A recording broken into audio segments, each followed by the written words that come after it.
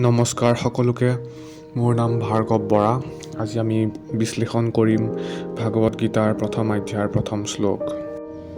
ধৃতৰাষ্ট্ৰই সুধিলে, হে সঞ্জয়, ধৰ্মক্ষেত্ৰ কুৰুক্ষেত্ৰত যুদ্ধৰ বাবে সমাবেত হোৱা যুদ্ধাভিলাষী মোৰ পুত্ৰসকল আৰু পাণ্ডুৰ পুত্ৰসকলে কি কৰিছে কোৱা।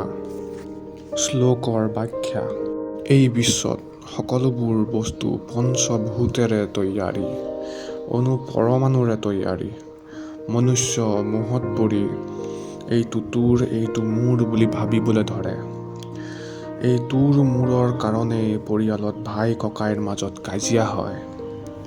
ঈশ্বৰে সকলোকে সমান সৃষ্টি কৰিছে, সকলোকে পৰমাণুৰে তৈয়াৰী কৰিছে, কিন্তু মনুষ্যই সকলো বস্তুক মোৰ তোৰ বুলি বিভাজিত কৰি দিয়ে।